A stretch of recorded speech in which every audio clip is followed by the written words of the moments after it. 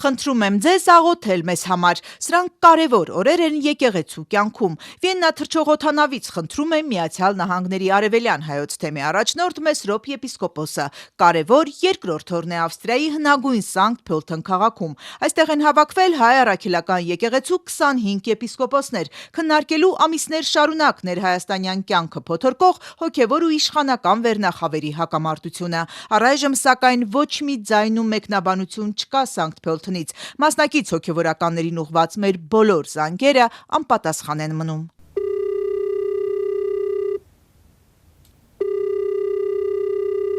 Եպիսկոպոսական հավաքի բացման օրվա մասին կարճ տեղեկատվություն, տեսանյութ ու մի քանի լուսանկարներ են տարածվել միայն։ Դատելով դրանցից, եպիսկոպոսները ջուր էլ ունեն օրակարգել։ Հավաքը վարում է խաժակ արքեպիսկոպոս Պարսամյանը, Արևմտյան Եվրոպայի հայրապետական պատվիրակ ու Վատիկանում ամենայն հայոց կաթողիկոսի ներկայացուցիչը։ Սրահում մեծ մոնիտոր է կախված, սակայն մայրաթորից արդեն հայտարարել են Էջմիածնից հավաքին առցանց միացող եպիսկոպոսներ չեն լինելու։ Ամենայն հայոց կաթողիկոսը 3 հավաքի բացման առթիվ պատգամ է հղել։ Նվիրապետական աթոռները առաջին դեմքերով ներկա չեն հավաքին, Կիլիկիո կաթողիկոսը, Պոլսո ու Երուսաղեմի պատրիարքները ուղերձներ են հղել։ Վեհապարը այնտեղ չի,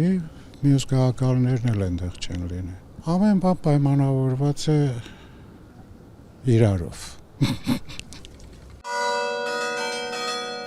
Ամենայն հայոց կաթողիկոսն իր իսկ հրավիրած եպիսկոպոսած հավաքին մասնակցել չկարողացավ, քանի որ թռիչքից կարելի ասել ժամեր առաջ նա մեղադրյալ դարձավ երկիրը չլքելու խափանման միջոցով։ Իրավաբաններն ավելի վաղ ենթադրել էին, որ ժողովը տապալելուն ուղղված քայլեր կարվեն, իսկ Փաշինյանը մեղադրանքն առաջադրելուց 1 օր առաջ ենթադրել էր, թե վեհապարը ժողովը դրսում է անցկացնում, որ կաթողիկոսական աթոռն էլ հետը տանի։ Ես դա թույլ չեմ տալու։ Թույլ չեմ տալու։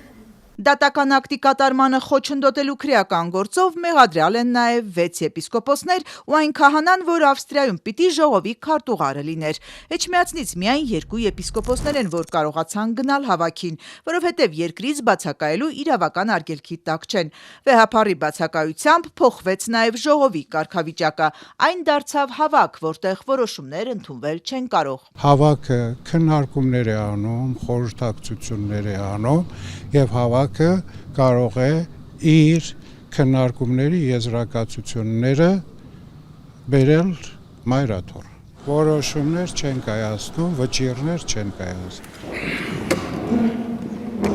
Փաշինյանի արշավին միացած ու կաթողիկոսի հրաժարականը պահանջող եպիսկոպոսներն այս հավաքը բոյկոտելու կոչ էին արել։ Դրանցից միայն Ամերիկայի արևմտյան թեմի առաջնորդ Հովնան արքեպիսկոպոս Տերտերյանն է Սանկտ Փոլթենում վեհապարին ուղղված իր մեղադրանքները քննարկելու հույսով։ 10 կետից բաղկացած փաթեթ է։ Կաթողիկոսի կուսակրոնության ուխտը խախտելու, նրա եղբոր գործակալ լինելու, հոգևորականներին ցույցերի մասնակցությանը պարտադրելու հարցերից մինչև միանձնյա կառավարման մեղադրանք։ Առայժմ հայտնի չէ արդյոք Հովնան Սրբազանի հարցադրումները քննարկվել են։ Հավաքը շարունակվելու է նաև վաղը, ենթադրվում է ամփոփիչ հայտարարություն կլինի։ Առայժմ կարճ հաղորդագրություն է։ Մասնակիցները արևագալի ժամերգության են մասնակցել, աղոթական առանձնացման մեջ են եղել, բայց կեսօրից հետո այնուամենայնիվ սկսել են քննարկումը։ Երեկ երեկոյան էլ Մայր տաճարում երեկոյան ժամերգության են մասնակցել, լսել կաթոլիկ եկեղեցու Սանկտ Փոլթենի թեմի առաջնորդ Ալոիս եպիսկոպոս Շվարցին։ Ավստրիայի կաթոլիկների Կաթ պրես լրատվական գործակալությունը